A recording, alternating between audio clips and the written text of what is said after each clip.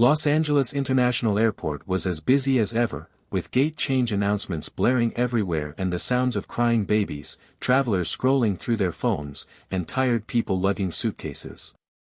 Omar Qasim had just gotten off a long flight from Dallas, and was a little tired from sitting but relieved to be back in California. He was not a man who liked to complain, and at 38 he had a solid career as the co-founder of a fast-growing technology company specializing in cybersecurity. He was not a standout, at least not at this airport. He was just an ordinary traveler, walking through the crowd toward the baggage claim area.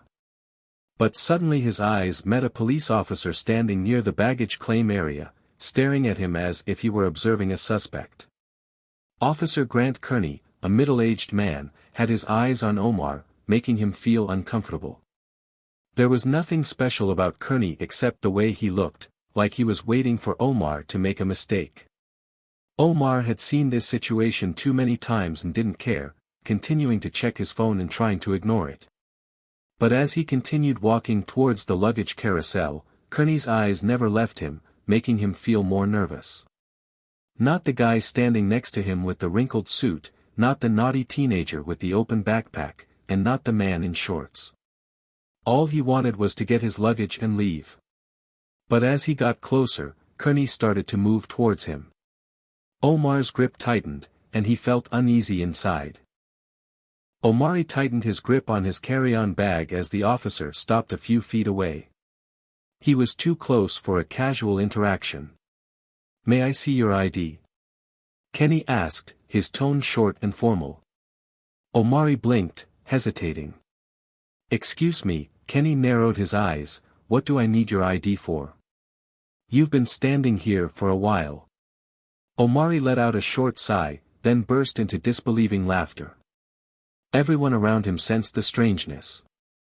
"We're waiting for our bags," Omar replied, his expression unchanged. Kenny didn't budge, saying firmly, "Just show me your ID, that's all." Omar could have chosen to accept, hand over his ID, and let Kenny continue to exercise his authority, just as he had the right to search and interrogate him at the airport. Or Omar could do what he knew was right, push back the request, shove the phone back into his pocket, and ask, "Is there a reason you're asking me to do this?" Tension suddenly settled over Kearney's face, his jaw tightening.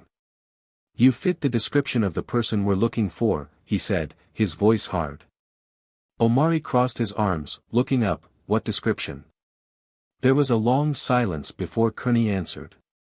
"We can do this the easy way, or we can do it the hard way," Kearney said, his gaze unwavering. "What do you mean the hard way?" Omar asked, feeling uncertain. He knew that if he continued to confront the situation, things could get worse quickly. If he kept quiet, Kearney would only think that he could keep going.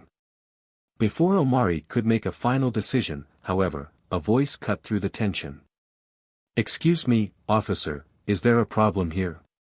Omar turned to see a woman in a dark green jacket standing a few feet away, holding a phone. In an instant, everything changed. Officer Kearney hesitated, standing still, his eyes darting to the woman holding the phone. Omar recognized her immediately. It was Miriam Cho, the award-winning journalist and renowned investigative reporter. She was the last person any law enforcement officer wanted to deal with.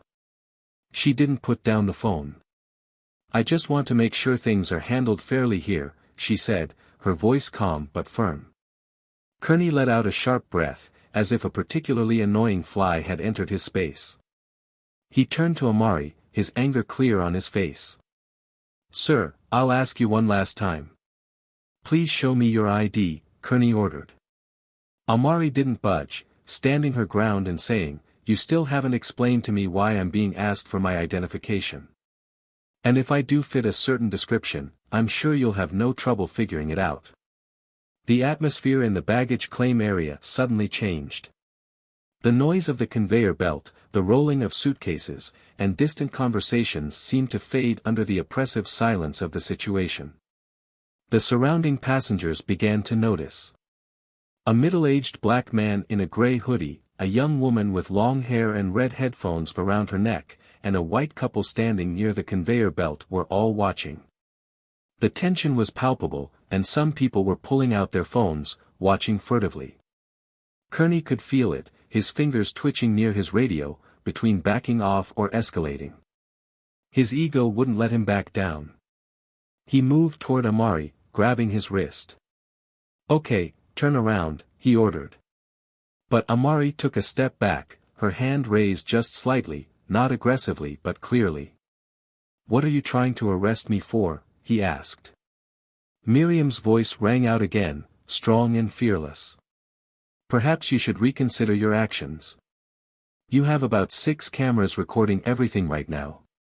Kearney turned sharply toward her, the anger on his face slowly replacing the arrogance. "Ma'am, this is a law enforcement matter. Please stay away." Miriam didn't blink, her eyes sharp and cold. "This has become a public matter. The moment you picked on him without a valid reason, it can't be hidden." The murmurs from the surrounding crowd began to grow louder, not loud shouts, but enough that no one could ignore them. "Why is he the only one being questioned?" A nearby woman spoke up. "I saw the whole thing." A young man was mumbling, just standing there, his eyes fixed on the crowd. Kearney's face was tense, he couldn't understand what was going on. Usually, when he was doing a check, everything went according to procedure, people were serious, bowed, answered questions, and presented papers. Everything went smoothly, but not today. Omari felt the change in his eyes, the perception slowly shifting. Kearney hadn't expected this. And just as the tension was about to reach its peak, a voice rang out, strong and authoritative. "Officer Kearney, the company." The voice came from behind. Kearney turned and so did Omari. A man in a gray jacket and an airport security badge appeared, walking towards them. It was Rodney Finch, the airport security chief, a name Omari had heard before, though he had never met him in person. Finch's eyes quickly moved from Kearney to Omari, then back to the crowd gathered nearby. The phone was still recording everything. He understood the situation immediately. Finch's sharp gaze was like a sharp blow, making it seem like things were changing. The situation was suffocating, tension filling the air. Kearney stood still, his body rigid. He knew Finch had more power than he did in the situation, but frustration was still simmering inside him. Omari, on the other hand, remained steadfast. His heart was steady, he did not gloat, did not laugh, because he knew it was not over. Finch's eyes moved back and forth between them, then looked straight at Kearney. "Kenny, I asked you a question." His voice was low. "What's the problem, Kenny?" Kearney hesitated. He knew everyone was watching. But backing down wasn't an option. "This individual," he said, his voice cracking. He was acting suspiciously. He was standing near the baggage claim area, and when asked to identify himself, he refused to comply. Omari just sighed, calm as ever. "I was standing there, like everyone else, waiting for my bag. Finch, his expression dark, stood beside me. He had worked airport security long enough to know when things were going badly. And today, it was clear, was one of those times."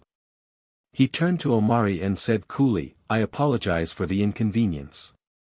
Are you waiting for your checked baggage?" Omari nodded, saying nothing more. "Do you have a baggage tag?" Omari didn't answer, pulling out his phone and scrolling to a copy of his baggage claim. He held it up for Finch to see, without words. Finch glanced at it, then turned to Kearney. "Did you require this?" Finch's voice was sharp, dangerous. Kearney took a deep breath, his eyes narrowed, and replied, "I require identification." They both knew the real answer. Finch let out a heavy breath, turning to Omari.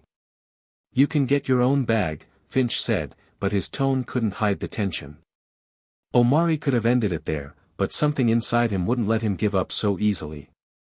"This happens," Omari said, his voice soft but heavy.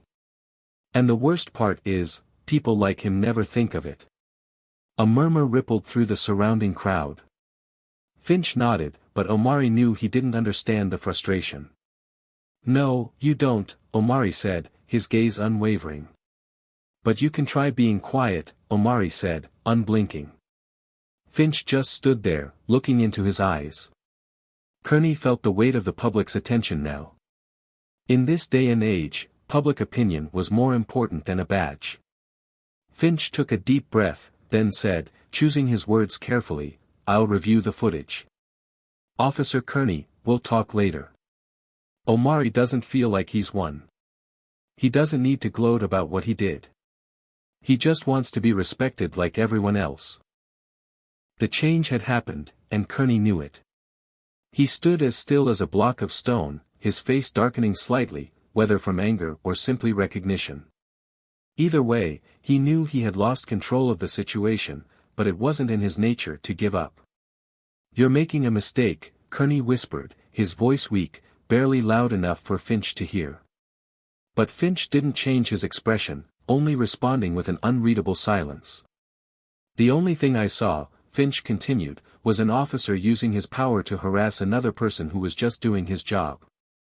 A few people in the crowd murmured in agreement, a nearby woman whispered to her friend, shaking her head, and another voiced her disapproval with a sigh. Omari had seen similar situations before, but never in this position. Normally the system would protect itself, but today it was different. Miriam stepped forward, lowering the phone a little but keeping it on the record. "Officer Kearney," she said, "do you have a statement to make? For the record?" Kearney's gaze turned to her, and in that moment, Miriam could feel as if he had been slapped. Kearney's hands clenched, his nails digging into his palms. His mouth moved, but no words came out. Any words would only make the situation worse. Finch didn't let the silence last long. "Kearney," she said firmly, "you're fired. Report to my office after your shift." Omari could see Kearney's internal struggle, his pride and his training tearing at him.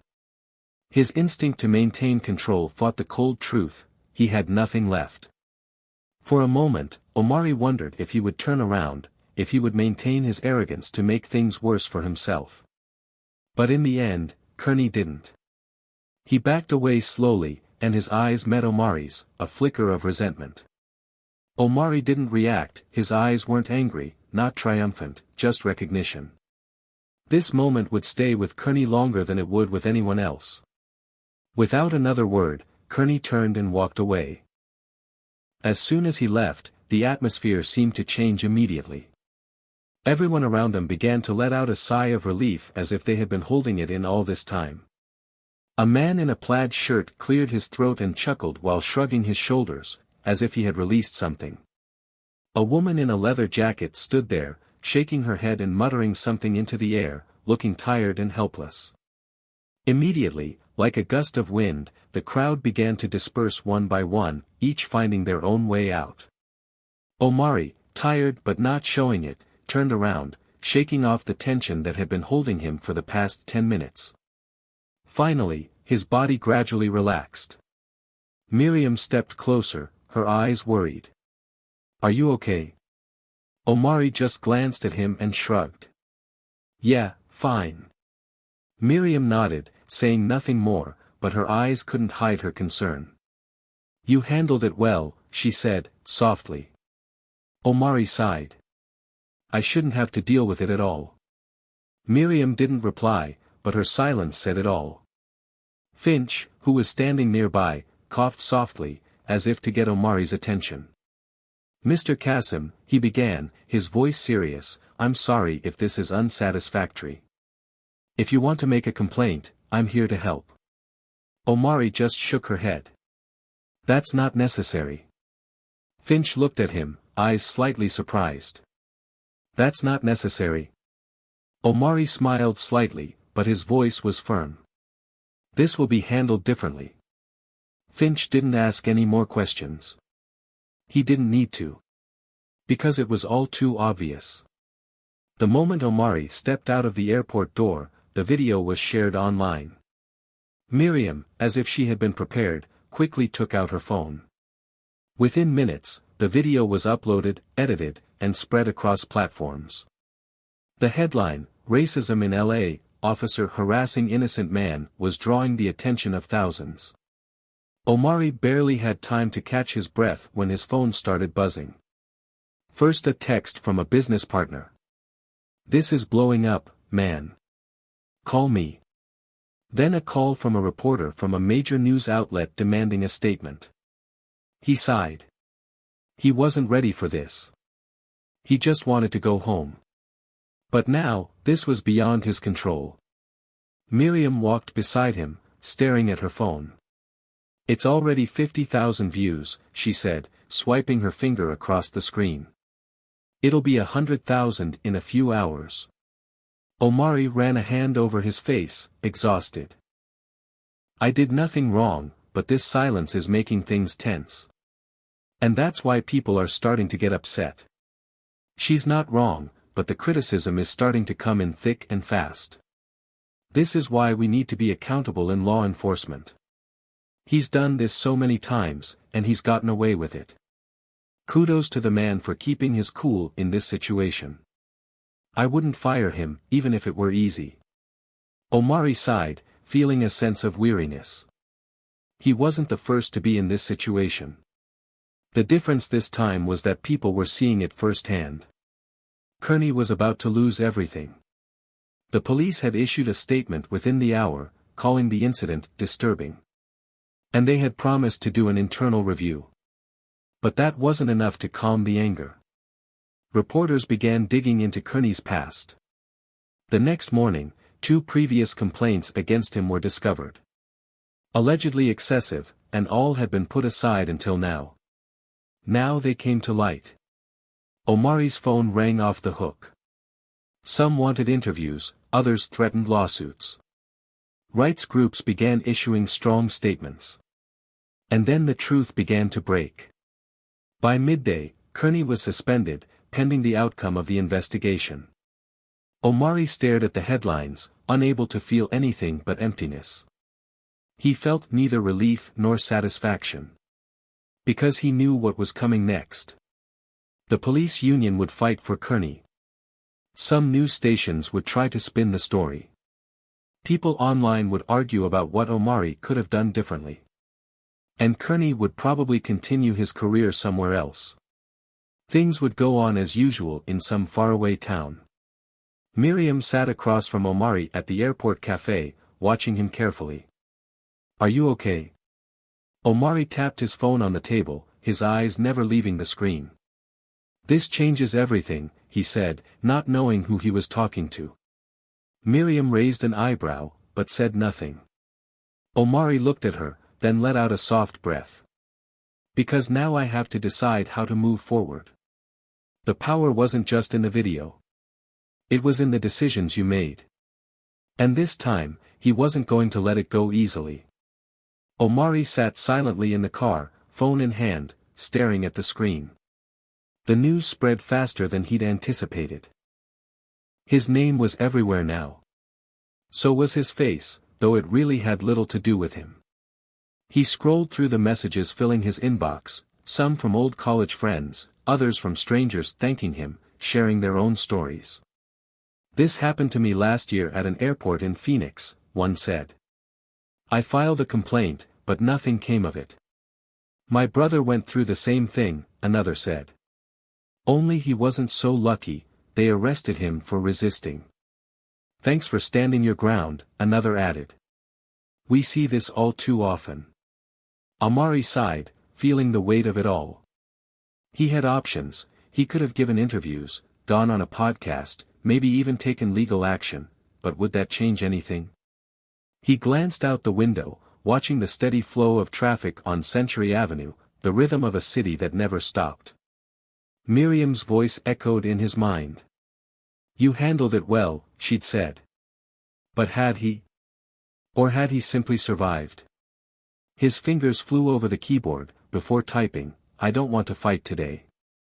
I just want to go home." But that's the thing about moments like this, they remind you that keeping quiet won't stop it from happening again. It wasn't the first time, and it won't be the last. But maybe, just maybe, things can be different. If we keep filming, keep pressing, keep demanding change, maybe one day, something will reach a tipping point. And just like that, his story won't be his alone. It will belong to everyone watching, because awareness alone isn't enough anymore. It's time to hold people accountable. This happens more often than we realize, and too often, those on the receiving end have no platform to fight back. If you believe in holding those in power accountable, then keep the conversation going. Keep speaking up. Keep demanding better.